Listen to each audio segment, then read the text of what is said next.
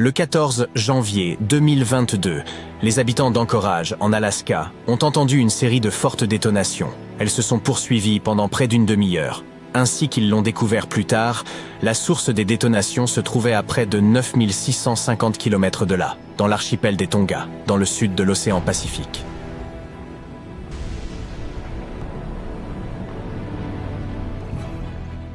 Le volcan sous-marin Hunga Tonga s'était brusquement réveillé de son sommeil profond. Sa dernière éruption remontait à la fin du mois de décembre 2021, après 7 ans d'inactivité. Le Hunga Tonga avait projeté un important panache de cendres dans la stratosphère, visible même depuis la capitale située à 69 km du volcan. Les jours suivants, il avait émis de la vapeur et du gaz sur une hauteur de 11 km. Par ailleurs, il avait laissé échapper des cendres qui s'étaient accumulées sur ses flancs et qui avaient même fait augmenter la taille de son île. Il s'était ensuite rendormi et les autorités avaient annoncé qu'il était en sommeil. Mais quelques semaines plus tard, il se réveilla à nouveau, avec une force folle. Il projeta des nuages de cendres à 19 km dans l'atmosphère. Ces nuages bloquèrent le soleil à certains endroits et tombèrent du ciel sous forme de pluie. Les ondes sonores de l'éruption firent plusieurs fois le tour de la planète. Les habitants des îles Fidji entendirent un son qui leur rappela le tonnerre. Certains grondements atteignirent même le Canada. Les ondes de choc furent ressenties 4 fois au Japon et dans l'Utah, et au moins 2 fois dans le Massachusetts. L'éruption provoqua des dizaines de milliers d'éclairs. Elle déclencha également un méga tsunami de plusieurs centaines de mètres de haut. Il endommagea des bâtiments et des infrastructures, tels que des câbles sous-marins. Ces vagues extrêmes se propagèrent jusqu'à la côte californienne et une marée inhabituellement haute se produisit le long des côtes pacifiques du Canada. Les scientifiques ont par la suite étudié les données sismiques pour comprendre les causes d'une éruption aussi massive. Leur modèle de recherche a montré qu'il y a eu une grande explosion, probablement parce que du gaz était piégé dans les roches comme dans une cocotte minute laissée trop longtemps sur le feu. Cette explosion a libéré une énorme quantité d'énergie, équivalente à 5 des plus grands essais nucléaires souterrains. Cet incident est survenu dans une zone peu profonde de la mer, où les roches remplies de gaz abondent.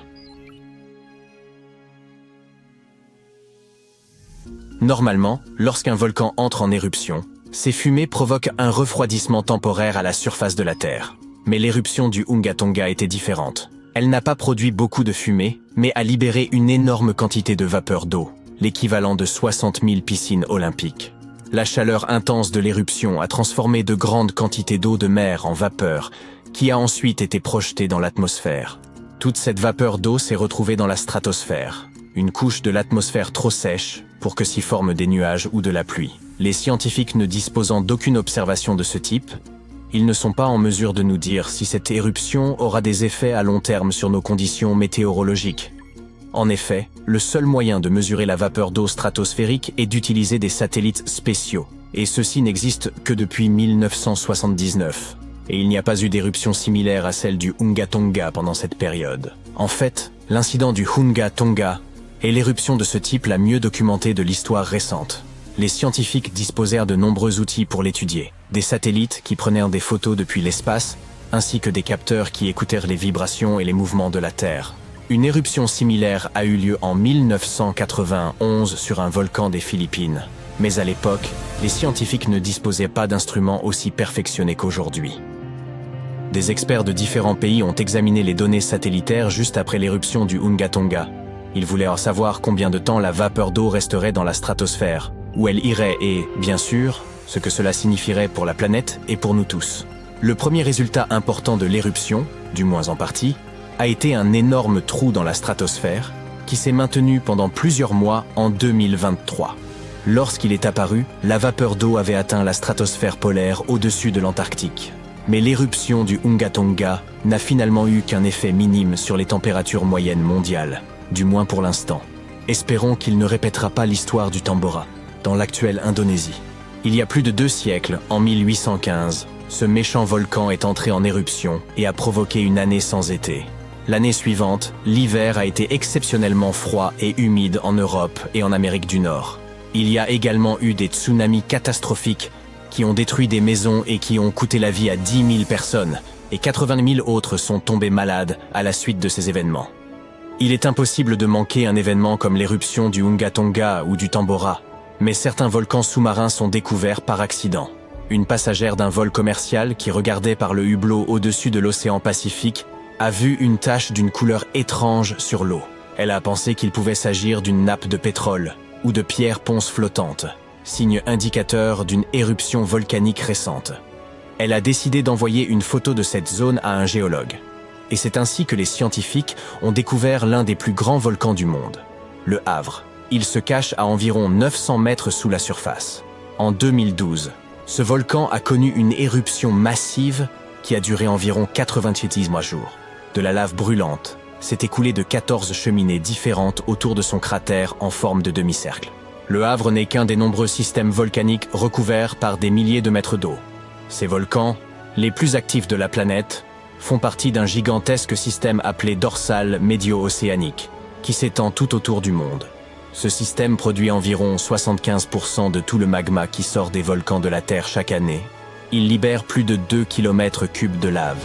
Lorsque le magma se refroidit, il forme les bords de nouvelles plaques océaniques, qui sont comme des pièces de puzzle géantes constituant la croûte terrestre.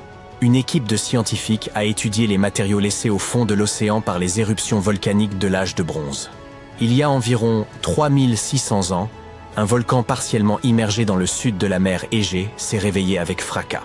Cette éruption a détruit l'île de Santorin et projeté d'énormes quantités de cendres, de roches et de gaz dans l'air.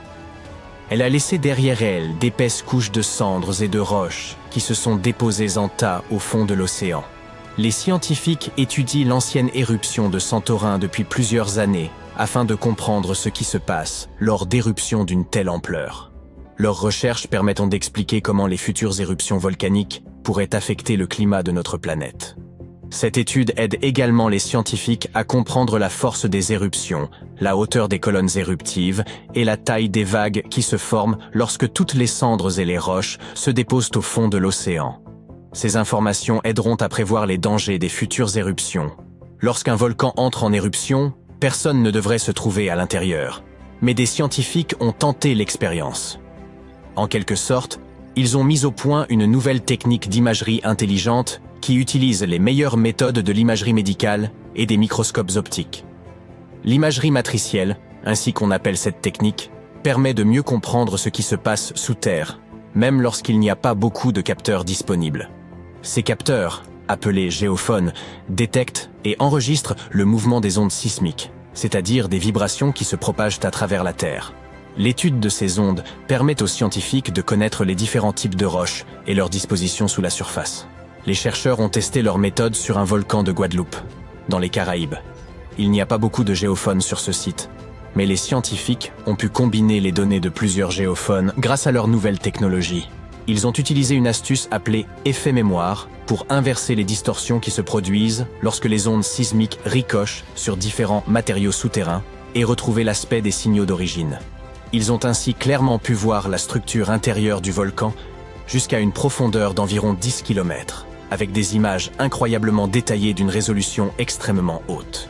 Ils ont découvert qu'il existe de nombreuses couches de magma stockées sous terre. Ces couches sont reliées à d'autres parties profondes de la planète. La connaissance de ces couches et de leur comportement pourrait permettre aux scientifiques de mieux prévoir le moment de l'éruption d'un volcan. S'ils y parviennent, ils pourront peut-être avertir les gens plus tôt et les protéger des événements les plus destructeurs. Le sol se met soudain à trembler, tandis que des nuées de gaz s'élèvent dans le ciel, plongeant la journée en pleine obscurité. Certaines portions du sol commencent à se déformer, se soulever ou même s'effondrer. Autant de signes avant-coureurs d'une éruption imminente. Et ce scénario pourrait bien se répéter avec le mont Spur. Situé à environ 120 km d'Anchorage, l'une des villes les plus dynamiques d'Alaska, le mont Spur représente une menace tangible. Plus de la moitié des habitants de l'État le plus au nord des États-Unis résident à Anchorage. Chaque jour, une immense quantité de fret aérien transite par son aéroport international. Ainsi, lorsqu'un volcan situé si près d'un carrefour aussi crucial manifeste des signes d'agitation, cela attire inévitablement l'attention de tous.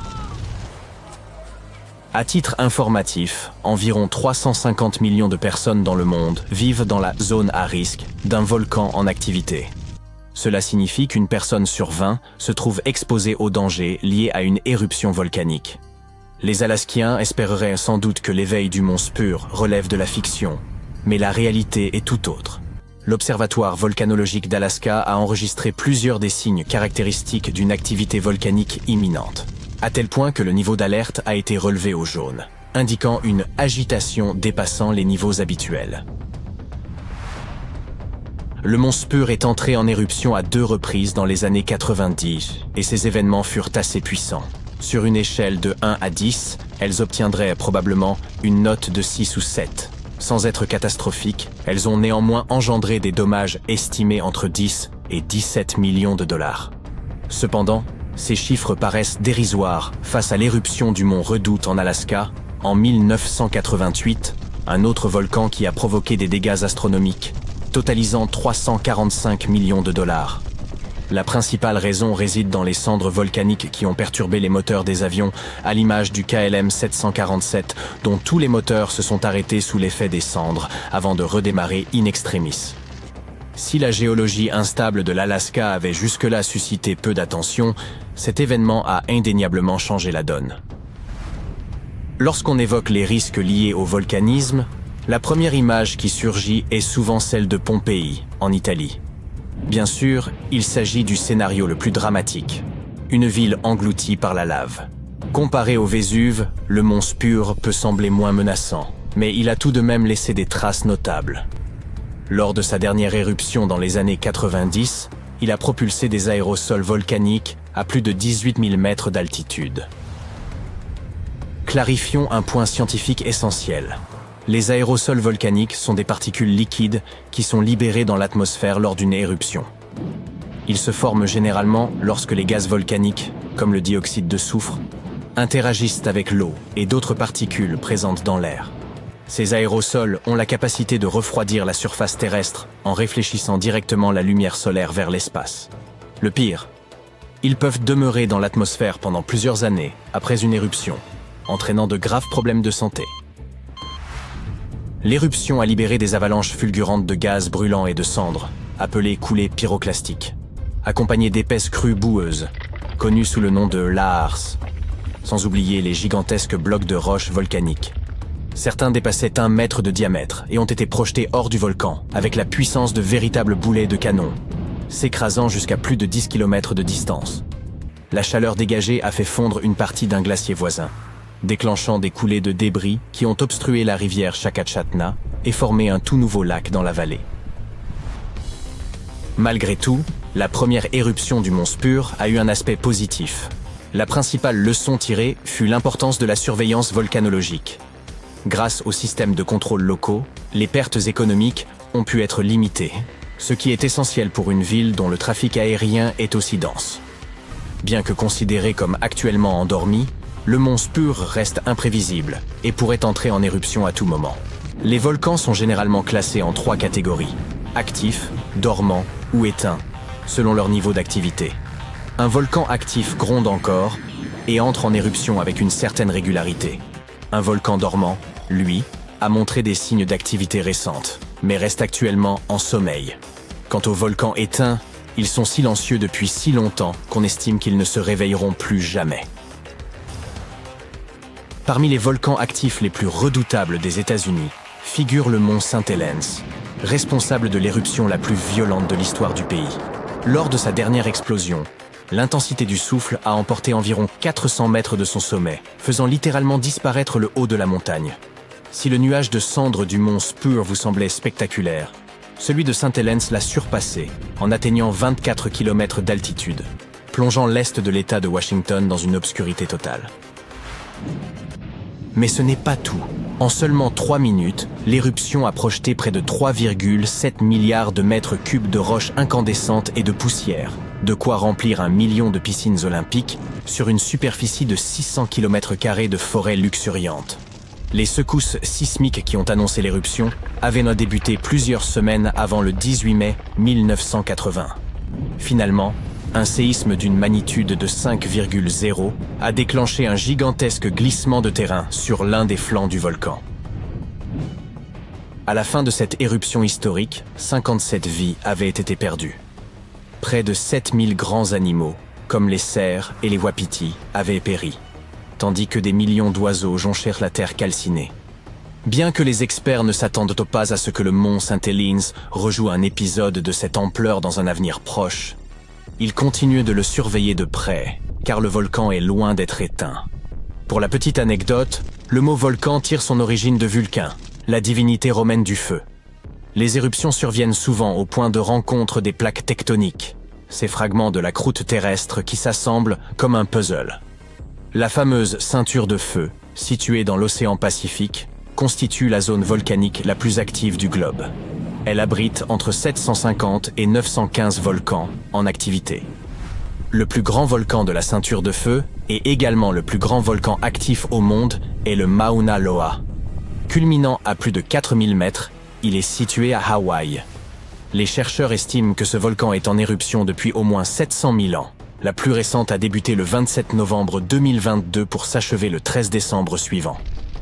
Resté silencieux depuis les années 80, le Mauna Loa a fini par s'éveiller. Heureusement, grâce à la surveillance continue assurée par l'Observatoire volcanologique d'Hawaï, sa dernière éruption n'a fait aucune victime. Les scientifiques ont massivement investi dans le suivi des volcans, non seulement pour limiter les impacts économiques, mais aussi pour sauver des vies. Leur dernier projet ambitieux consiste à forer directement dans les volcans. Récemment, des scientifiques ont entrepris un voyage jusqu'en Islande, un véritable point chaud volcanique. Ce pays compte à lui seul près de 33 volcans actifs. Cependant, celui qui retient particulièrement leur attention est le système volcanique de Krafla, qui a connu environ 30 éruptions au cours du dernier millénaire. La plus récente, datant du milieu des années 80. Le projet Krafla Magma Test Bed, ou KMT, vise à mieux comprendre le comportement du magma sous la surface terrestre. L'un des principaux atouts de ces recherches par forage est la prévision des risques d'éruption. Mais elles offrent aussi une opportunité de faire progresser l'énergie géothermique. Imaginez un monde où l'électricité serait alimentée par une source d'énergie aussi inépuisable que la puissance des volcans. L'équipe du projet KMT prévoit de débuter le forage en profondeur en 2027, avec pour objectif d'atteindre plus d'1 kilomètre sous terre. Surveiller l'activité de la lave lorsqu'elle est en surface est une chose, mais l'étudier lorsqu'elle reste confinée sous terre en est une autre. Selon les chercheurs, cette approche permettra de véritablement écouter le pouls de la Terre. D'après eux, ces recherches pourraient être aussi révolutionnaires que la conquête de la Lune. Et en parlant de cela, saviez-vous que des volcans existaient ailleurs dans le système solaire? Oui, d'autres planètes et lunes en abritent également. Le plus grand volcan connu est Olympus Mons, situé sur Mars. Il s'agit d'un volcan bouclier similaire à ceux des îles hawaïennes, mais il mesure près de 600 km de large. Si on l'amenait sur Terre, il couvrirait presque toute la Pologne. Impressionnant. Le béton de cette imposante structure se craquelle sous la pression de milliers de tonnes d'eau. Une légère secousse sismique survient alors, bouleversant la situation. Le vieux barrage ne résiste pas. Un torrent d'eau jaillit à travers des fissures qui s'élargissent à une vitesse alarmante, exerçant une force dévastatrice sur la paroi de pierre qui s'effondre. En un instant, l'édifice disparaît sous l'assaut des flots rugissants, déferlant avec une puissance incontrôlable vers le village niché dans la vallée. Lorsqu'un barrage atteint l'âge de 50 ans, il entre dans une période dite d'alerte. Ce terme désigne en réalité un point critique où son entretien devient nettement plus complexe, tandis que les risques associés augmentent. Une étude récente menée par l'Institut des Nations Unies pour l'eau, l'environnement et la santé a révélé que le Royaume-Uni et le Japon possédaient le plus grand nombre de barrages dans cette catégorie. Cela n'a rien de surprenant. Dans ces deux pays, l'âge moyen des barrages excède largement un siècle. Si, vous aussi, vous vous interrogez sur les raisons pour lesquelles autant de barrages atteignent en même temps cet âge canonique, la réponse est assez évidente. Le milieu du XXe siècle a été marqué par une frénésie de construction. Entre la fin des années 50 et les années 70, plus de 1100 barrages ont été érigés chaque année.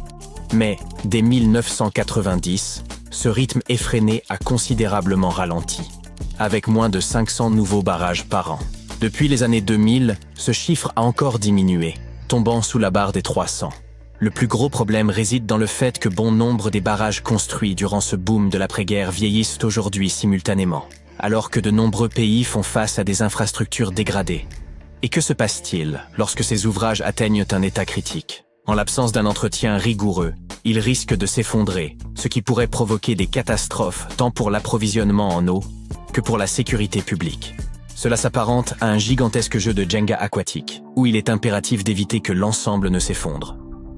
Un exemple tragique d'une telle catastrophe s'est produit avec le barrage de Banqiao, construit en 1952. En 1975, il s'est effondré sous les pluies torrentielles provoquées par le typhon Nina, causant la perte de près de 240 000 vies. L'une des principales causes de cette tragédie résidait dans une conception défaillante. Le barrage n'était pas conçu pour résister à des conditions climatiques extrêmes. Lorsque la région a été frappée par des précipitations d'une intensité sans précédent, il a donc cédé sous la pression. Vous vous demandez probablement si celui qui se trouve près de chez vous est à risque. Si son nom figure sur notre liste des barrages les plus dangereux du monde, il serait peut-être sage de déménager. Le barrage Hoover figure parmi les plus hauts des États-Unis, s'élevant sur le fleuve Colorado à la frontière entre le Nevada et l'Arizona. Avec ses 220 mètres de hauteur, il offre un spectacle impressionnant et constitue une formidable source d'énergie. L'épaisseur de sa base est équivalente à la longueur de 2 terrains de football et chaque déversoir peut gérer un volume d'eau comparable à celui des chutes du Niagara. Toutefois, les experts alertent sur les conséquences catastrophiques d'un éventuel effondrement de cet édifice gigantesque qui mettrait en péril des millions de vies. Ce risque est d'autant plus préoccupant que le barrage vieillit et se situe dans une zone d'activité sismique. Le barrage d'Almendra, le plus haut d'Espagne, a été érigé entre 1963 et 1970. Son rôle principal est de réguler le débit du rio Tormes, et cet ouvrage est loin d'être anodin.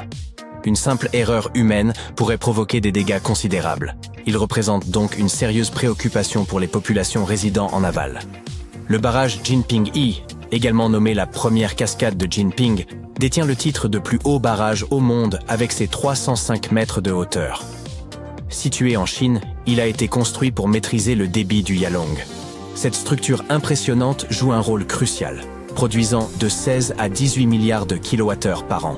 Pour mettre cela en perspective, un ménage américain moyen consomme environ 11 000 kilowattheures à l'année, ce qui signifie que la centrale hydroélectrique de Jinping peut alimenter environ 1,6 million de foyers. Le barrage de Kariba est une imposante construction située sur le fleuve Zambèze, à la frontière entre la Zambie et le Zimbabwe. Bien que plusieurs autorités se partagent la tâche de son entretien, des rapports indiquent enfin que des réparations urgentes sont nécessaires. Sans ces interventions, le barrage pourrait causer des dégâts majeurs dans les régions environnantes. Il est donc impératif de surveiller ce géant. Le barrage de Mossoul, considéré comme l'un des plus dangereux au monde, présente une particularité inquiétante. Il est composé de boue friable plutôt que de béton. Ce défaut de conception provoque une érosion constante, la boue étant lentement emportée par l'eau. Des équipes travaillent en temps relâche pour en assurer la maintenance et les réparations, mais ce site reste une source de préoccupation majeure. Le barrage d'Idukki, situé dans l'état du Kerala, en Inde, est un spectaculaire barrage en voûte à double courbure sur le fleuve Periyar. Classé parmi les plus hauts barrages en voûte d'Asie, il retient une immense quantité d'eau. Un problème sur ce barrage entraînerait des conséquences tragiques pour de vastes régions, risquant de coûter la vie à de nombreuses personnes. Par conséquent, son entretien est essentiel pour garantir la sécurité de tous. Le barrage des Trois Gorges en Chine est l'un des ouvrages les plus imposants au monde et abrite la plus grande centrale hydroélectrique de la planète, achevée en 2012. Il s'élève à près de 185 mètres et s'étend sur 2335 mètres, soit plus de la moitié de la largeur de Manhattan à son point le plus étroit. Cette construction titanesque a même eu des répercussions notables sur la Terre elle-même, en influençant notamment la rotation de notre planète, selon les experts. Aussi impressionnant soit-il, ce barrage représente des risques considérables pour l'environnement et la sécurité. Il a notamment été érigé dans une région sujette au séisme, un facteur préoccupant. De plus, l'accumulation de sédiments dans son réservoir pourrait affecter sa stabilité. Lors de sa construction, plus d'1 million de personnes ont dû être relogées, et l'écosystème a été profondément impacté. Reconnu pour son attrait esthétique, le barrage de Monticello, aux États-Unis, attire chaque année des milliers de curieux. L'une des raisons pour lesquelles les gens sont si désireux de s'y rendre est son fascinant Glory Hole. Bien qu'il puisse sembler pittoresque au premier abord, ce Glory Hole représente en fait une porte ouverte sur le danger. Il s'agit essentiellement d'un immense entonnoir en béton qui se dresse au sommet du barrage. Lorsque le niveau de l'eau dans le lac excède 134 mètres au-dessus du niveau de la mer, s'approchant ainsi du débordement, l'eau commence à s'évacuer par cet entonnoir, à la manière d'une baignoire qui se vide. Ce phénomène crée un tourbillon fascinant, mais il vaut mieux éviter de s'en approcher pour ne pas courir de risques. Situé sur le fleuve Columbia dans l'État de Washington, le barrage de Grand Coulee fournit de l'électricité au nord-ouest du Pacifique depuis 1942. Il renferme près de 9,1 millions de mètres cubes de béton, ce qui permettrait de construire un trottoir d'1,20 m de large et de 10 cm d'épaisseur, en faisant 2 fois le tour de l'équateur. Cependant, cette structure impressionnante présente aussi des défis. Âgé de plus de 80 ans, il nécessite une attention particulière pour son entretien. De plus, son emplacement dans une zone sismique soulève des questions sur sa stabilité. Le barrage de Kurobe, au Japon, est une merveille de 186 mètres de haut, achevé en 1963. Toutefois, avec les années, il montre des signes de vieillissement et les fréquents tremblements de terre au Japon augmentent les risques associés à ce barrage. Par ailleurs, la région est souvent touchée par des pluies torrentielles, capables d'exercer une pression supplémentaire sur toute la structure. Le barrage de Tarbela, situé sur le fleuve Indus, est le plus grand barrage en terre compacté au monde. Achevé en 1976, il est confronté à des défis tels que l'accumulation de sédiments qui diminue sa capacité de stockage. Par ailleurs, les changements climatiques ont perturbé le débit de l'eau, mettant ainsi en péril la stabilité de cette structure monumentale. La principale utilité des barrages réside dans l'irrigation, permettant d'acheminer l'eau vers les cultures.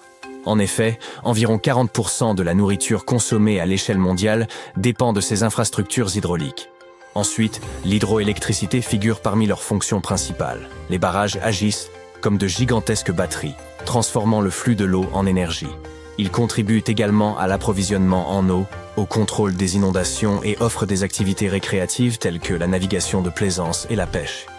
Étant donné le vieillissement des barrages, des mesures doivent être prises pour protéger les populations vivant à proximité. Les États-Unis montrent l'exemple avec une initiative de démantèlement de barrages, ayant déjà retiré plus de 1200 structures au cours des 30 dernières années. Les barrages anciens sont non seulement dangereux, mais aussi coûteux à entretenir, rendant leur démantèlement souvent plus judicieux. Ces grondements inquiétants. Le sol tremble sous vos pieds. Attendez un peu, c'est mon ventre. Ou alors, c'est peut-être le mont Adams, dans l'État de Washington qui se réveille. Il s'agit du plus grand volcan de cet État, tant en superficie qu'en volume. Et il a récemment commencé à montrer des signes de vie, après être resté silencieux pendant des milliers d'années. Les scientifiques ont remarqué une augmentation alarmante de l'activité sismique autour de la montagne. La dernière éruption s'étant produite il y a 3800 à 7600 ans, l'humanité en était alors encore à l'âge de pierre.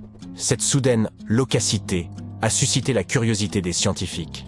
L'Institut géologique américain, ou USGS, s'est empressé d'installer des stations sismiques temporaires autour du mont Adams pour surveiller la situation. En même temps, il rassure le public en lui disant qu'il n'y a pas lieu de paniquer. Le mont Adams n'atteint pas la hauteur du mont Rainier, plus connu. Il n'en reste pas moins qu'il couvre une vaste superficie, ce qui en fait le plus grand volcan actif de l'État de Washington. Il est intéressant de noter qu'avant septembre de cette année, le mont Adams n'avait connu en moyenne qu'un seul petit tremblement de terre tous les 2 ou 3 ans depuis 1982. Or, l'Observatoire volcanologique des Cascades et le Pacific Northwest Seismic Network ont détecté un total stupéfiant de 6 tremblements de terre en l'espace d'un seul mois, en septembre. Ces tremblements de terre étaient tous minuscules, d'une magnitude comprise entre 0,9 et 2 sur l'échelle de Richter. Autrement dit, ils étaient si faibles que personne ne les a ressentis à la surface. De plus, l'imagerie satellite a confirmé qu'il n'y avait pas de déformation du sol dans la région. Pour l'instant, l'USGS maintient le niveau d'alerte du mont Adams sur vert normal. Nous n'avons donc pas à craindre que le sol se déchire et engloutisse des villes et des villages. Mais les dernières secousses sismiques ont encouragé l'agence à installer des équipements supplémentaires pour une surveillance plus précise. Ce réseau élargi permettra aux scientifiques de détecter les plus petits des tremblements de terre, ce qui les aidera à comprendre ce qui se passe sous le mont Adams. Ces instruments pourraient également permettre de déterminer si cette activité récente est annonciatrice d'éruptions futures, ou s'il s'agit simplement d'une anomalie fortuite. Si le mont Adams entre en éruption, il est probable qu'il produise des coulées de lave à évolution lente plutôt que des éruptions explosives comme celle du mont St. Helens. Après tout, les éruptions passées ont entraîné des coulées de lave qui ne se sont répandues qu'à quelques kilomètres du volcan. Ce n'est donc pas de cela qu'il faut s'inquiéter. Les lahars, ces coulées boueuses qui se forment lorsque les cendres volcaniques, les roches et la glace fondue se mélangent au cours d'une éruption, sont beaucoup plus dangereux. Des lahars se sont déjà formés près du mont Adams, même en l'absence d'éruption. La roche, affaiblie par les processus hydrothermaux au sommet du volcan, s'est soudainement détachée, créant des coulées de boue rapides et destructrices. C'est précisément pour cette raison que l'USGS classe le mont Adams dans la catégorie des volcans à haut risque. Bien qu'il n'entre pas fréquemment en éruption, il présente toujours un danger sérieux pour les localités voisines. Le Katla, en Islande, est un autre volcan à surveiller de près. C'est l'un des volcans les plus puissants et les plus dangereux du pays. Sa dernière éruption remonte à plus d'un siècle, en 1918. Mais s'il entre à nouveau en éruption, sa puissance pourrait être 10 fois supérieure à celle d'un autre volcan islandais, dont je n'arrive pas à prononcer le nom, désolé. Ce dernier est entré en éruption en 2010, perturbant complètement les transports aériens dans toute l'Europe. Une éruption du Katla pourrait libérer de grandes quantités de dioxyde de soufre, qui pourraient former des aérosols sulfatés dans l'atmosphère. Ces aérosols réfléchissent la lumière du soleil, ce qui pourrait même entraîner un refroidissement temporaire de la planète. Un tel phénomène s'est souvent produit après des éruptions volcaniques catastrophiques par le passé. Bien que les éruptions soient fréquentes en Islande, le nuage de cendres du Katla s'élèverait probablement plus haut dans le ciel européen et couvrirait de plus grandes zones que celui de l'autre volcan. Il clouerait les avions au sol et aurait des répercussions négatives sur l'économie des pays concernés. L'éruption du Katla nuirait également à l'agriculture, à l'approvisionnement en eau et à la qualité de l'air. En 2014, des scientifiques ont noté qu'une éruption de grande ampleur pourrait même provoquer un tsunami qui se propagerait le long de la côte sud de l'Islande et jusqu'à l'océan. Mais l'impact potentiel d'un tel tsunami n'est pas encore clair. Le Katla a tendance à entrer en éruption à intervalles réguliers, tous les 40 à 80 ans. Ce qui signifie qu'une nouvelle éruption est statistiquement très probable dans un avenir proche. C'est pourquoi le Katla reste sous étroite surveillance scientifique. La Cambre Vieja des îles Canaries est entrée en éruption récemment, en 2021, rappelant au passage son potentiel destructeur. La coulée de lave de cette éruption a été dévastatrice. Elle a recouvert des quartiers entiers et s'est déversée dans l'océan, détruisant plus de 3000 maisons. Des milliers de personnes ont dû être évacuées. Mais le plus fou, même si les dégâts ont été importants, les scientifiques pensent que la situation aurait pu être bien pire. Une éruption massive de la Cambre Vieja aurait pu provoquer l'effondrement de l'ensemble du flanc ouest du volcan dans l'océan Atlantique, déclenchant un méga tsunami. Ce tsunami hypothétique aurait pu créer des vagues de plusieurs dizaines, voire centaines de mètres de haut. Elles auraient pu inonder les côtes du bassin atlantique, y compris certaines parties des États-Unis et de l'Europe. Heureusement, des études récentes affirment qu'un effondrement de cette ampleur est peu probable. Même si la probabilité d'un méga tsunami est faible, les scientifiques pensent qu'il est sage de se préparer à d'éventuelles éruptions, car les dégâts risquent d'être considérables. Les coulées de lave qui se produisent sur ce volcan ont tendance à être importantes et dangereuses pour la vie humaine et les infrastructures de l'île. Si vous décidez de vous rendre en Équateur, vous devez vous méfier du Cotopaxi, l'un des volcans les plus actifs du pays. Depuis 2022, il a connu quelques éruptions mineures. Si ces éruptions étaient relativement faibles, le Cotopaxi présente un fort potentiel d'éruption majeure, ce qui a mis les scientifiques en état d'alerte. Si le Cotopaxi entrait en éruption à grande échelle, il pourrait produire un nuage de cendres de plus de 19 km de haut, menaçant la vie d'environ 200 000 personnes dans la région avoisinante. Le sommet enneigé du Cotopaxi constitue un grave danger. Il fondrait très rapidement en cas d'éruption importante. Cela pourrait entraîner des inondations et des glissements de terrain destructeurs qui pourraient atteindre des zones peuplées. Cette combinaison d'activités volcaniques et d'inondations glaciaires fait du Cotopaxi un volcan à haut risque. Une éruption puissante pourrait se produire bientôt ou dans plusieurs années, voire quelques décennies, mais des mesures de surveillance ont été mises en place pour détecter tout signe avant-coureur. Le prochain volcan à surveiller est déjà tristement célèbre, le mont Vésuve. Son éruption catastrophique en 79 de notre ère a détruit les villes romaines de Pompéi et d'Herculanum.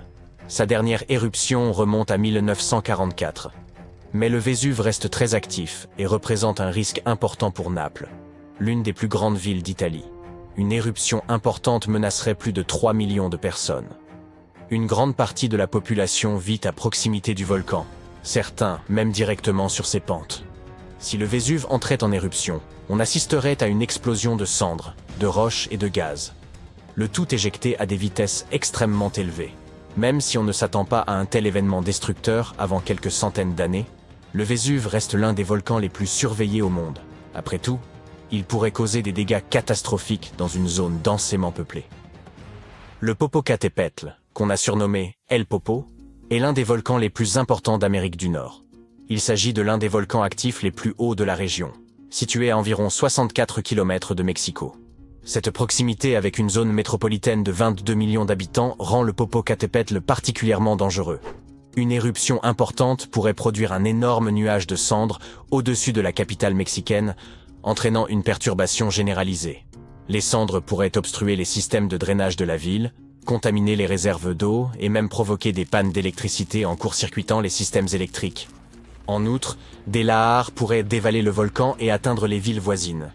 Le Popocatépetl présente une activité sismique quasi constante depuis le début des années 2000, et les petites éruptions y sont assez fréquentes. Au début de l'année 2024, 13 éruptions mineures ont été enregistrées, ce qui a alarmé les villes voisines. Cependant, les volcanologues considèrent que de telles éruptions sont normales pour le Popocatépetl. Si l'on parle de volcans super dangereux, on ne peut pas passer sous silence le parc national de Yellowstone. Il abrite l'un des plus grands supervolcans du monde. Sa dernière éruption massive s'est produite il y a environ 640 000 ans. Mais si ce monstre entrait en éruption aujourd'hui, l'impact serait bien plus dévastateur pour l'ensemble de la planète. Les États les plus proches de Yellowstone, notamment le Montana, l'Idaho et le Wyoming, seraient au fait les plus touchés et subiraient probablement des coulées pyroclastiques désastreuses. Ces coulées, composées d'un dangereux mélange de lave, de cendres et de gaz, peuvent tout anéantir sur leur passage. De grandes parties du pays seraient également recouvertes de cendres volcaniques, plus d'1 mètre dans certaines régions. À l'échelle mondiale, une éruption à Yellowstone enverrait des tonnes de cendres et de gaz dans la stratosphère, ce qui risquerait de bloquer la lumière du soleil et de faire chuter les températures globales pendant plusieurs années. Cela perturberait l'agriculture, anéantirait les systèmes de transport et provoquerait des pénuries alimentaires à grande échelle. Cependant, si un mythe populaire veut que Yellowstone soit prêt d'entrer en éruption et même en retard, les géologues affirment que ce n'est pas vrai.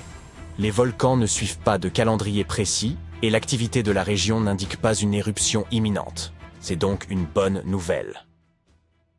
Regardez ce monstre flamboyant. C'est une naine blanche. Ces étoiles sont connues pour engloutir les objets qui passent près d'elles. Et, un jour, ces objets pourraient là bien être les planètes de notre propre système solaire. Selon une nouvelle étude, certaines régions du système solaire seront attirées par une naine blanche, puis écrasées et finalement réduites en une fine poussière, comme des grains de café dans un moulin à lame. Cette analogie vous plaît? L'état de naine blanche correspond à la dernière étape de la vie d'une étoile. Il s'agit d'un objet petit et très dense, généralement de la taille d'une planète, le résultat d'une faible masse et de l'épuisement de tout le combustible nucléaire disponible en son cœur, et de la perte de ses couches extérieures. Lorsque notre Soleil se transformera en naine blanche, ce qui ne manquera pas d'arriver, il détruira les astéroïdes et les lunes présents autour de Mars et de Jupiter. Ils seront pulvérisés par sa gravité. La Terre, elle, sera engloutie avant même que le Soleil ne se transforme en naine blanche. Mais cela ne se produira pas avant 6 milliards d'années. Les chercheurs qui travaillent sur ce sujet sont parvenus à ces conclusions en observant ce qui est arrivé à des corps spatiaux, astéroïdes, lunes et planètes, qui passaient à proximité de 3 naines blanches. Pendant 17 ans, ils ont observé et analysé des transits, c'est-à-dire le moment où la luminosité d'une naine blanche diminue parce qu'un objet en orbite stable passe devant elle. Dans le cas des naines blanches, nous pouvons prédire ces transits et les utiliser pour étudier les étoiles elles-mêmes et les objets célestes qui passent devant elles. Ainsi, lorsqu'un objet s'approche trop près d'une naine blanche, l'immense gravité de l'étoile le déchire en des fragments de plus en plus petits. L'équipe de scientifiques a également découvert que les transits de ces débris sont chaotiques. De plus, ils ont généralement une forme étrange, ce qui signifie qu'ils ne cessent de se désagréger. La première naine blanche, utilisée pour étudier ce processus, semblait stable et relativement calme au cours des dernières années écoulées. Mais les scientifiques ont découvert des preuves d'un événement catastrophique majeur survenu aux alentours de 2010. L'étoile suivante s'assombrit de manière irrégulière tous les quelques mois avant de s'éclaircir à nouveau. Le comportement de la troisième naine blanche était proche des prévisions théoriques. Ses transits variaient en nombre, en forme et en profondeur. Mais la dernière étude a montré aux chercheurs que ces transits ont maintenant complètement cessé. Cela témoigne de la nature imprévisible des transits. Une minute, vous les voyez. L'instant d'après, ils ont disparu. La raison pourrait en être l'environnement chaotique dans lequel ils se produisent. Quant à notre système solaire, et à notre planète en particulier, son destin est plutôt sombre. La Terre sera avalée par le Soleil en expansion avant même que notre étoile ne se transforme en naine blanche. Dans le reste du système solaire, plus loin du Soleil, certains astéroïdes situés entre Mars et Jupiter ainsi que certaines des lunes de Jupiter seront également détruits. Ils risquent en effet d'être délogés et de s'approcher trop près de la naine blanche.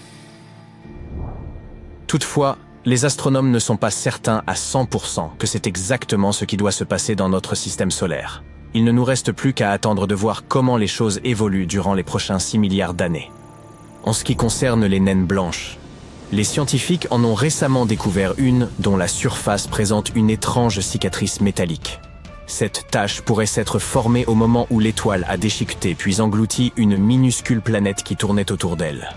Les naines blanches, présentant des traces de métal dans leur atmosphère, ne sont pas rares. Ces traces sont causées par des planètes qui tombent sur les étoiles en raison de leur immense gravité. Les experts ont longtemps pensé que ces métaux devaient être répartis uniformément à la surface de ces naines blanches polluées. Mais une nouvelle étude a permis de découvrir une naine blanche présentant une étrange tache de métal concentrée. Cette étoile a été observée pendant 2 mois à l'aide du très grand télescope installé au Chili. Les chercheurs ont découvert une tache de métal opaque. Elle était située au-dessus de l'un des pôles magnétiques de l'étoile et bloquait une partie de sa lumière lors de sa rotation. Sur la base de cette observation, les astronomes ont conclu que le matériau avait pu être attiré vers l'étoile par le puissant champ magnétique de cette dernière. Ce processus est similaire à celui qui provoque les aurores boréales sur Terre, où des particules chargées suivent le champ magnétique jusqu'à la surface. La planète détruite par la naine blanche était très probablement petite, de la même taille que l'astéroïde Vesta dans le système solaire, qui ne mesure que 525 km de diamètre. Ces débris sont désormais bien visibles à la surface de l'étoile haute. Il est donc plus facile pour les chercheurs d'examiner la géochimie de la planète avant qu'elle ne soit dévorée. Une telle étude pourrait même s'avérer être l'un des meilleurs moyens d'observer les petits mondes situés au-delà du système solaire, même s'ils ont déjà disparu. Il pourrait y avoir beaucoup d'autres étoiles balafrées comme celle-ci. L'étoile en question était la première, mais probablement pas la dernière. Mieux encore, les astronomes ont déjà découvert 2 naines blanches qui semblent présenter des cicatrices similaires. L'observation répétée de ces étoiles pourrait nous aider à percer encore plus de secrets et à faire d'autres découvertes. Une autre naine blanche étrange, découverte il n'y a pas si longtemps, semble avoir cessé de se refroidir en raison de la formation de cristaux internes. Cette découverte remet en question les théories existantes sur le vieillissement des étoiles ainsi que les méthodes d'estimation de leur âge. Mais les scientifiques ont peut-être compris la raison de ce phénomène. Les naines blanches sont considérées comme des étoiles mortes, c'est-à-dire qu'elles ne cessent de se refroidir, et que ce processus ne peut généralement pas être inversé ou interrompu.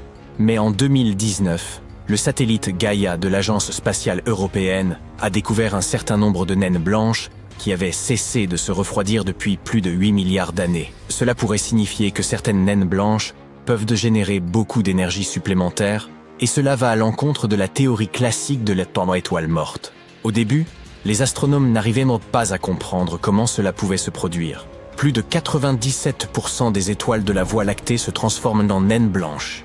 Les astronomes ont longtemps pensé que ces étoiles étaient en fin de vie. Après avoir épuisé leurs réserves d'énergie nucléaire, elles cessent de produire de la chaleur et se refroidissent.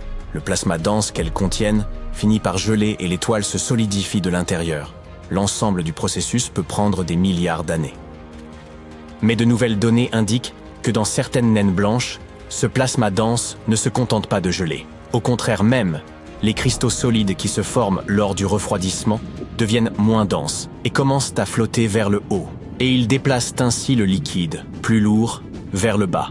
Le mouvement de cette matière vers le centre de la naine blanche libère de l'énergie gravitationnelle. Cette énergie est suffisante pour interrompre le processus de refroidissement de l'étoile pendant des milliards d'années. Cette explication correspond en fait aux propriétés des naines blanches que l'on a pu observer. Mais c'est la première fois qu'un tel processus est identifié dans un tout autre type d'étoile, et c'est incroyablement fascinant. Nous avons là un phénomène astrophysique tout à fait nouveau. Mais pourquoi cela se produit-il chez certaines étoiles et pas chez d'autres? Cela dépend probablement de la composition de l'objet. En effet, certaines naines blanches sont issues de la fusion de deux étoiles différentes. Lorsqu'elles entrent en collision et forment une naine blanche, la composition de l'étoile change, ce qui permet la formation de ces cristaux flottants. Cette découverte pourrait obliger les astronomes à revoir les méthodes qu'ils utilisaient jusqu'à présent pour déterminer l'âge des étoiles. À l'heure actuelle, on utilise souvent l'état de naine blanche comme indicateur d'âge. Plus une étoile est froide, plus on pense qu'elle est âgée. Mais aujourd'hui, nous savons que le processus de refroidissement de certaines naines peut être retardé. Et cela fait vaciller les certitudes concernant les méthodes utilisées. Certaines étoiles pourraient être beaucoup plus vieilles qu'on ne le pensait, avec un écart de plusieurs milliards d'années. Ce phénomène récemment découvert signifie que certaines de ces étoiles sont en mesure de briller presque normalement pendant des milliards d'années supplémentaires. Cela complique les mesures et remet en question l'utilisation des naines blanches dans la reconstitution de l'histoire galactique. Restez à l'écoute. Saviez-vous qu'un homme avait réussi à surfer une vague sur une distance de 12 km? Cet exploit a été réalisé en 2004 par le surfeur brésilien Picurita Salazar. Pour vous donner un point de comparaison, sachez que Central Park à New York ne s'étend que sur 4 km. Il s'agissait de la vague Pororoca, qui ne peut être surfée que 3 jours par an. Sa puissance est telle qu'elle vous propulse naturellement. Mais certains passages restent particulièrement ardus. Si vous recherchez l'un des spots de surf les plus redoutables, Pipeline, à Hawaï, est une référence incontournable. Cependant, ce lieu n'est pas destiné aux craintifs. Renommé pour ses vagues monumentales pouvant atteindre jusqu'à 6 mètres de hauteur, Pipeline est également connu pour ses récifs peu profonds. Les chutes y sont redoutables et peuvent causer des blessures graves, voire vous entraîner par le fond. Les vagues de Pipeline sont également imprévisibles. Vous ne saurez jamais vraiment à quoi vous attendre, un peu comme une boîte de chocolat, mais remplacez les friandises par des vagues gigantesques, capables de vous écraser sans ménagement. Si vous aimez relever des défis, la célèbre compétition annuelle de Billabong Pipe Masters s'y déroule chaque hiver. Assurez-vous simplement de donner le meilleur de vous-même et d'apporter des sous-vêtements de rechange. Même les surfeurs les plus chevronnés y abordent chaque vague avec appréhension. Ce spot, comparable à une bête sauvage, punit impitoyablement la moindre erreur. Si vous pensez être prêt à dompter l'une des vagues les plus exigeantes au monde, rendez-vous donc à Pipeline. Mais ne dites pas qu'on ne vous avait pas prévenu. Pour les amateurs de sensations fortes en Californie, Mavericks est un endroit incontournable. Réputé pour ses houles gigantesques et ses courants puissants, ce spot met à l'épreuve même les surfeurs les plus aguerris. Accrochez-vous bien, car cette vague ne vous laissera aucun répit. Précisons d'emblée que Mavericks n'est pas pour les débutants. Ce colosse peut atteindre des hauteurs vertigineuses allant jusqu'à 18 mètres. Mais si vous êtes un surfeur aguerri et que vous avez le goût de l'aventure, Mavericks est l'endroit qu'il vous faut. Situé juste au large de Half Moon Bay, ce spot est célèbre pour ses vagues redoutables. On pourrait dire qu'il incarne le Hulk des spots de surf, immense, audacieux et prêt à tout fracasser. Mais attention, Mavericks ne se limite pas à ces vagues gigantesques. Cet endroit accueille également une communauté de surfeurs passionnés.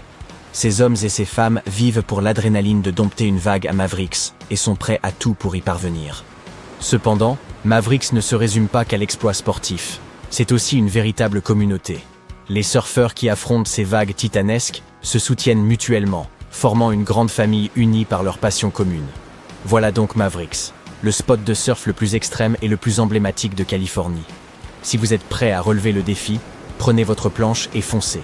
Mais n'oubliez pas, face à un mur d'eau de 18 mètres, crier à plein poumon est tout à fait compréhensible. Personne ne vous jugera. Teahupo'o, à Tahiti, abrite également certaines des vagues les plus redoutables de la planète. Déferlant sur un récif peu profond, elle crée des tubes spectaculaires et intenses. Le nom lui-même, prononcé Chopu, signifie crâne brisé en tahitien, ce qui donne une idée de la dangerosité du lieu. Ces vagues colossales, pouvant atteindre 7 mètres de haut, se brisent sur un récif peu profond. générant une puissance phénoménale et des tubes qui s'étendent sur des centaines de mètres. Si vous chutez à Teahupo'o, préparez-vous à rencontrer de près le récif sous-marin. Avec ses aspérités, il agit comme une véritable râpe à fromage sur la peau. Veillez donc à emporter des pansements et une bonne assurance avant de vous y aventurer. Mais pour les courageux en quête d'adrénaline, Teahupo'o demeure l'un des spots de surf les plus mythiques au monde. Toutefois, il est parfois plus sage d'opter pour des spots plus sécurisés. Si vous recherchez des vagues impressionnantes sans risquer votre vie, explorez plutôt ces lieux réputés pour leur sécurité. Commençons par Waikiki Beach à Hawaï, un lieu idéal pour les débutants comme pour les surfeurs confirmés. Ses vagues régulières et son fond sableux garantissent une expérience agréable, et la présence de sauveteurs assure une sécurité maximale. Ensuite, il y a Bondi Beach en Australie, célèbre pour son cadre idyllique et son ambiance détendue, tout en offrant des vagues parfaitement adaptées au surf. Avec ses eaux peu profondes et ses nombreuses écoles de surf, Waikiki offre une initiation parfaite au sport. Mais si vous aspirez à quelque chose de plus exotique, rendez-vous à Nosara, au Costa Rica. Vous y trouverez une eau chaude, des vagues constantes et une atmosphère décontractée. De plus, les habitants, réputés pour leur hospitalité, vous accueilleront à bras ouverts. Enfin, la plage de Muizenberg, en Afrique du Sud, est idéale. Ce spot offre quelques-unes des vagues les plus régulières au monde, mais elles ne sont ni trop grandes ni trop dangereuses. Par ailleurs, des guetteurs de requins veillent à votre sécurité en cas de visite inopinée des carnivores locaux. Peu importe à quel point l'endroit peut sembler sûr, il vous faudra toujours quelques astuces pour perfectionner votre technique et atteindre le niveau supérieur. Vous êtes-vous déjà demandé pourquoi les surfeurs appliquèrent de la cire sur leurs planches? Sachez que ce n'est pas qu'une question d'esthétique. En réalité, lorsqu'on s'attaque aux vagues, il est primordial d'éviter de glisser comme un manchot sur la banquise. C'est précisément là qu'intervient la cire, essentielle pour assurer l'adhérence. En effet, la cire crée une surface antidérapante sur la planche, permettant ainsi de rester bien en place, un peu comme du beurre de cacahuète sur une tranche de pain. Sans cette couche protectrice, vous risqueriez de glisser, à l'instar d'un cochon graissé lors d'une foire. Cela dit, il est important de noter que toutes les cires ne se valent pas. Il convient de choisir une cire adaptée à votre planche ainsi qu'à l'eau. Un peu comme le choix d'une glace. Vous ne voulez pas vous retrouver avec une menthe chocolat, alors que vous rêviez d'un caramel au beurre salé. La prochaine fois que vous apercevrez un surfeur en train de cirer méticuleusement sa planche, souvenez-vous qu'il ne s'agit pas d'un rituel superflu ou destiné à apprécier le parfum agréable de certaines cires. Il s'agit avant tout d'éviter une chute embarrassante devant les spectateurs. Cela dit, voici une astuce supplémentaire. En appliquant un peu de cire directement sous vos pieds, vous améliorerez votre adhérence à la planche. Un geste simple mais efficace qui évitera ces désagréables glissades dignes d'un phoque sur un rocher mouillé. Un autre conseil précieux consiste à porter des bouchons d'oreille. Saviez-vous qu'il existe une affection connue sous le nom de « oreille du surfeur » ? En raison de leur exposition prolongée au vent froid et à l'eau, certains surfeurs, notamment ceux évoluant dans des conditions climatiques rudes, voient leur conduit auditif se rétrécir. Cela peut entraîner une accumulation d'eau, de cérumen, voire d'air, augmentant ainsi le risque d'infection. Pour prévenir ces désagréments, les surfeurs expérimentés privilégient l'utilisation de bouchons d'oreille, un accessoire indispensable, même pour les débutants. Et si vous surfez dans des eaux particulièrement froides sans cagoule adaptée, une autre astuce consiste à appliquer une fine couche de vaseline sur vos oreilles pour les isoler du froid. Une méthode simple et efficace pour les garder au chaud. Enfin, vous seriez surpris d'apprendre que certains surfeurs incluent du vernis à ongles transparent dans leur trousse de secours. Cet outil inattendu est utilisé non pas pour les ongles, mais pour réparer temporairement de petites fissures sur leur planche. En appliquant une fine couche de vernis sur une fissure, vous éviterez que l'eau ne s'y infiltre et n'aggrave les dommages. Cependant, les surfeurs chevronnés vous conseilleront de privilégier des kits de réparation spécialisés pour des résultats durables. Et voilà, amis surfeurs. À présent munis de ces astuces, laissez-vous porter par les vagues avec l'assurance d'un véritable pro. Le manteau neigeux au-dessus de vous se scinde soudainement en deux, dévalant la pente glacée jusqu'à son point de repos bien en contrebas.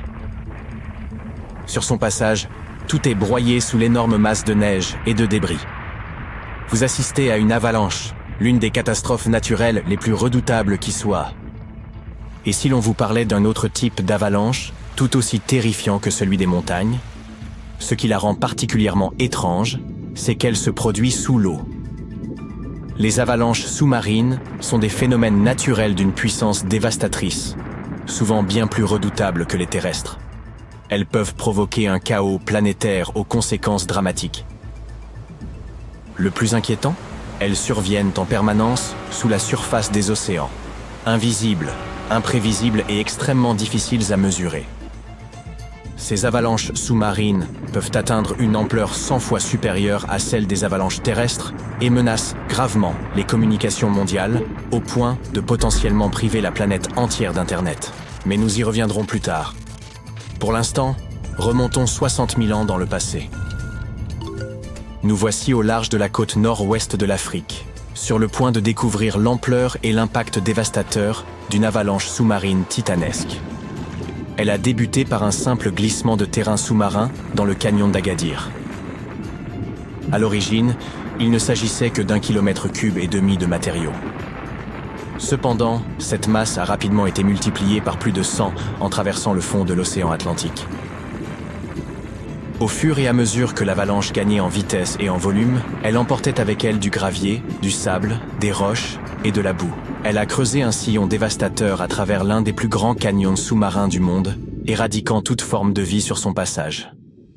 La puissance du flot destructeur était telle qu'il a érodé un segment de 400 km du canyon, creusant des centaines de mètres dans ses parois et endommageant une zone totale de 4500 km², soit plus de 3 fois et demi la superficie de New York.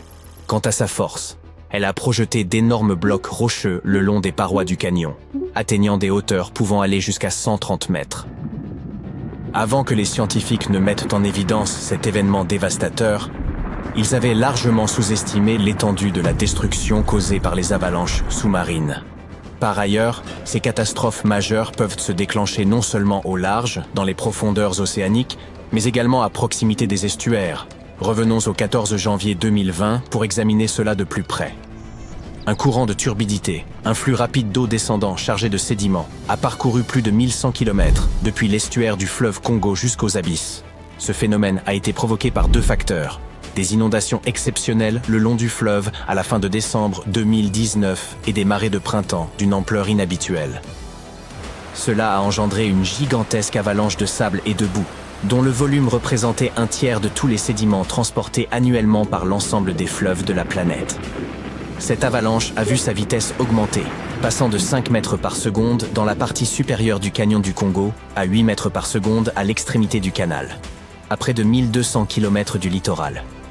Ce trajet en a fait la plus longue avalanche de sédiments jamais mesurée sur Terre. 2 jours après son déclenchement, le flux atteignait les abysses. L'avalanche a sectionné 2 câbles de télécommunications sous-marins, ralentissant drastiquement la vitesse de transfert des données Internet dans toute l'Afrique de l'Ouest, du Centre et du Sud.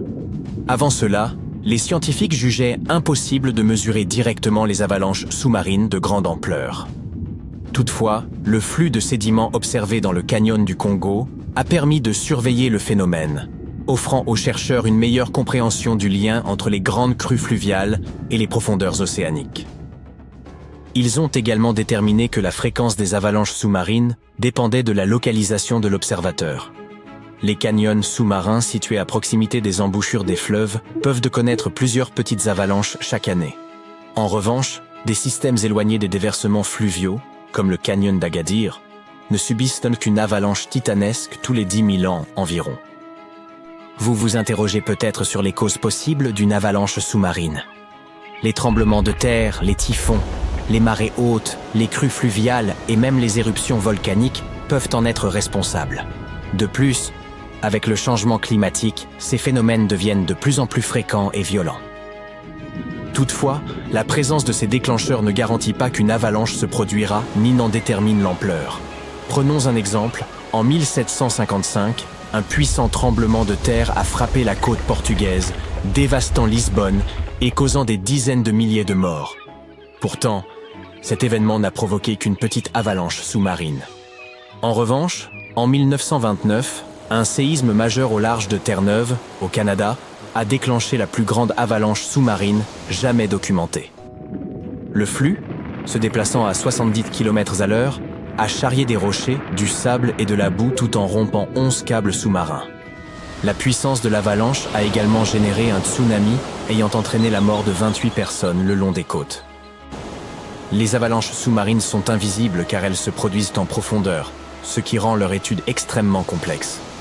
Pourtant, leur compréhension est cruciale. Ces flux transportent des sédiments, des nutriments et même des polluants à travers les fonds marins, jouant un rôle essentiel dans les écosystèmes océaniques. Une équipe de chercheurs de Liverpool s'est alors lancée dans la résolution de ce mystère. Au cours des 4 dernières décennies, ils ont recueilli plus de 300 échantillons du fond océanique, en les associant à des données sismiques et bathymétriques. Autrement dit, à la cartographie des fonds marins. Ils ont pu reconstituer une immense avalanche sous-marine, une première à cette échelle. Ce qui rend l'événement encore plus fascinant, c'est qu'il a débuté de manière relativement modeste avant de se transformer en une avalanche gigantesque, atteignant plus de 200 mètres de hauteur. Pour imaginer l'ampleur, pensez à une avalanche de la taille d'un gratte-ciel dévalant de Liverpool à Londres, creusant une tranchée de 30 mètres de profondeur et 15 km de large. Finalement, elle s'est étendue sur une superficie supérieure à celle du Royaume-Uni, recouvrant tout d'une épaisse couche de sable et de boue. C'est comme ensevelir un pays entier. Ces découvertes sont véritablement cruciales, car elles révèlent qu'un glissement de terrain sous-marin de faible envergure peut évoluer en un phénomène gigantesque et hautement destructeur. Mais le plus inquiétant, ce sont les câbles Internet sous-marins, essentiels aux communications mondiales. On dénombre plus de 550 câbles actifs sur les fonds marins, totalisant une longueur incroyable d'1 400 000 km, soit suffisamment pour entourer la Terre 35 fois. Lorsqu'une telle avalanche endommage des câbles sous-marins, les conséquences sont souvent catastrophiques et coûteuses. En 2006, un séisme à Taïwan a provoqué des avalanches sous-marines qui ont sectionné plusieurs câbles reliant l'Asie du Sud-Est au reste du monde.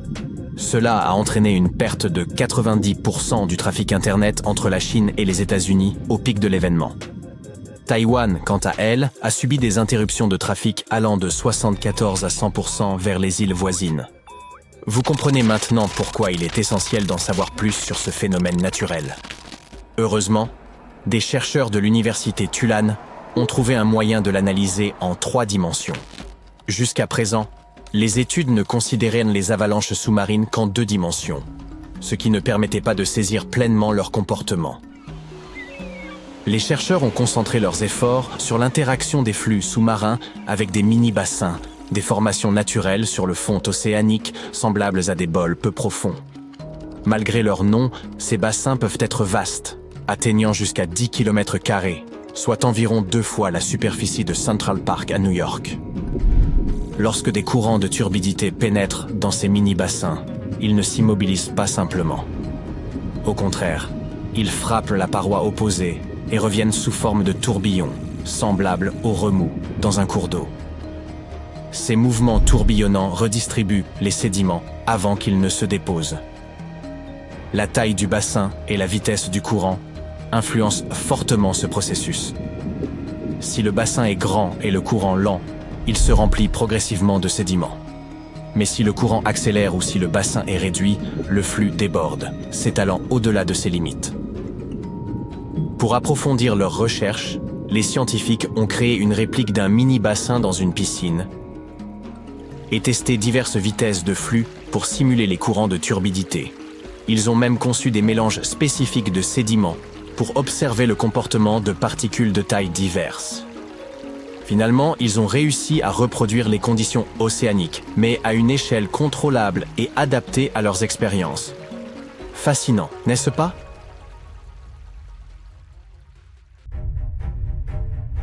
Une puissance redoutable repose sous terre, là où les plaques tectoniques convergent et où l'une contraint l'autre à s'enfoncer. Ce phénomène se manifeste principalement dans les océans Pacifique et Indien. Au fil des siècles, la pression s'accumule, atteignant un point critique jusqu'à l'éveil du mégaséisme. La Terre est secouée avec une intensité dépassant parfois 9 sur l'échelle de magnitude, surpassant tout autre séisme connu. Lorsque le fond marin est brusquement propulsé vers le haut, une immense onde se propage dans l'eau, générant un tsunami d'une force titanesque. Ces vagues, appelées télétsunamis, traversent les océans, prêtes à dévaster des côtes situées à des milliers de kilomètres. S'étendant sur 1000 kilomètres, la faille de chevauchement donne l'impression que la Terre ne fait pas que trembler, mais qu'elle se déchire littéralement. Voilà qui témoigne de la puissance d'un séisme de méga chevauchement. Ceux qui se trouvent sur son chemin devront fuir pour leur vie. Les autorités japonaises ont récemment émis leur tout premier avis de méga-séisme. Cet avertissement a été déclenché par une violente secousse en bordure de la fosse sous-marine de Nankai.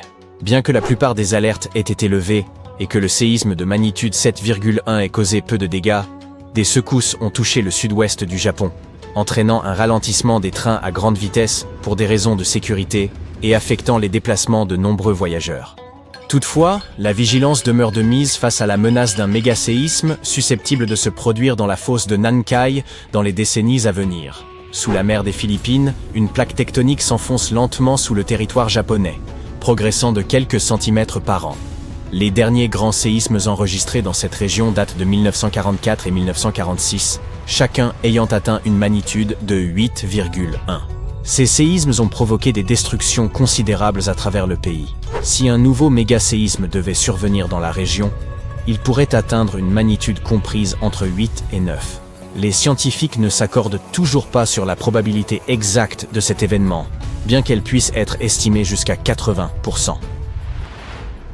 De l'autre côté du Pacifique, des chercheurs de l'US Geological Survey ont examiné une zone critique située le long de la côte ouest des États-Unis. Connue sous le nom de zone de subduction de Cascadia, elle s'étend du nord de la Californie jusqu'au nord de l'île de Vancouver, au Canada.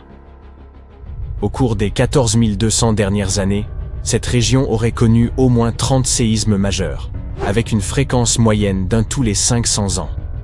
Cependant, la région de Cascadia demeure anormalement calme depuis longtemps, ce qui alarme les experts. Ils supposent que la zone pourrait être bloquée, avec des plaques tectoniques collées accumulant une pression immense. Une rupture soudaine d'une partie du fond marin pourrait se produire, entraînant un déplacement de plusieurs mètres. Bien que la secousse principale dure seulement 5 minutes, elle provoquerait un tsunami dévastateur persistant jusqu'à 10 heures. Si cela se produisait, ce serait, selon les experts, le pire désastre naturel de l'histoire du pays. Dans certaines zones, le sol des collines pourrait se liquéfier et se comporter comme des sables mouvants, provoquant l'effondrement des pentes, des routes et des ponts. Environ 620 000 bâtiments pourraient être gravement touchés, voire s'écrouler, y compris une centaine d'hôpitaux et 2000 écoles. Les résidents de l'État de Washington pourraient être contraints de subvenir seuls à leurs besoins essentiels, eau, nourriture et abri, pendant 2 semaines. Les scientifiques analysent les phénomènes de glissement lent, où les plaques tectoniques se déplacent de manière imperceptible sur des semaines ou des mois, libérant une quantité d'énergie insuffisante pour éviter un séisme majeur. Chaque augmentation d'un point sur l'échelle de magnitude multiplie par 40 l'énergie libérée. Ainsi, il faudrait environ 1 million de petits séismes par jour, durant 500 ans, pour égaler l'énergie dégagée par un seul séisme de magnitude 9. Ces petits tremblements de terre pourraient révéler les prémices d'un séisme majeur. Pour renforcer la surveillance de la faille de Cascadia, les experts procèdent à une cartographie plus détaillée et déploient des instruments de surveillance plus sophistiqués en mer. Un financement de plus de 10 millions de dollars a permis l'installation de capteurs sismiques et de jauges de pression sous-marine sur un câble à fibre optique au large des côtes de l'Oregon. L'objectif est de pouvoir alerter les populations à temps et potentiellement sauver des vies en cas de grand séisme. Un méga-séisme de type chevauchement a touché cette région en 1964. Connu sous le nom de Grand séisme d'Alaska, il a atteint une magnitude de 9,2 et duré plus de 4 minutes, devenant ainsi le plus puissant séisme enregistré aux États-Unis et en Amérique du Nord. Les secousses ont provoqué d'importantes fissures et des glissements de terrain. À Anchorage, de nombreuses maisons, infrastructures et routes ont été détruites, car elles n'étaient pas conçues pour résister à un séisme d'une telle intensité. Dans certaines zones, le paysage a été définitivement transformé. Ainsi, le littoral près de Kodiak et de l'île Hinchinbrook a été surélevé de 9 mètres, tandis que dans des localités comme Girdwood et Portage, le sol s'est affaissé de 2. Les routes ont dû être reconstruites à une hauteur supérieure pour prévenir les inondations provoquées par les marées. Un tsunami gigantesque de 8 mètres a anéanti le village de Chenega. De nombreuses villes côtières ont subi d'importants dégâts, non seulement en raison du séisme, mais aussi à cause des tsunamis et des incendies consécutifs. Les mois suivants ont été marqués par des milliers de répliques de moindre intensité. En août 2024, un séisme modéré, de magnitude 4,4, a frappé Los Angeles. À la suite de cet événement, le service de protection contre les incendies de Los Angeles a inspecté la ville sans relever de dommages majeurs ni de blessés. Cependant, à Pasadena, près de l'épicentre, une canalisation a éclaté à l'intérieur de l'hôtel de ville, obligeant à l'évacuation du bâtiment. Heureusement, aucun risque de tsunami n'a été signalé. La meilleure manière de réduire les risques de panique dans ces situations est de miser sur une préparation adéquate. Le Japon figure parmi les régions du globe les plus exposées au séisme, en raison de sa position au croisement de 4 plaques tectoniques. Chaque année, environ 1500 séismes y sont suffisamment puissants pour être ressentis. Cette réalité a conduit les Japonais à adapter leur quotidien à ces phénomènes. Ainsi, une loi adoptée en 1950 impose que les bâtiments soient conçus pour résister à des secousses d'une magnitude allant jusqu'à 7 sans s'effondrer. Une mise à jour, survenue 30 ans plus tard, a précisé que les bâtiments devraient en subir uniquement des dommages mineurs lors de tels séismes et continuer à fonctionner normalement. Toutefois, en cas de tremblement de terre plus puissant, la réglementation impose que la priorité soit d'éviter l'effondrement du bâtiment afin de protéger des vies humaines. À un niveau basique, cela implique de renforcer les structures avec des poutres, des piliers et des murs plus épais pour mieux résister aux secousses. Une autre approche consiste à installer des coussinets spéciaux, fabriqués avec des matériaux comme le caoutchouc, à la base des bâtiments.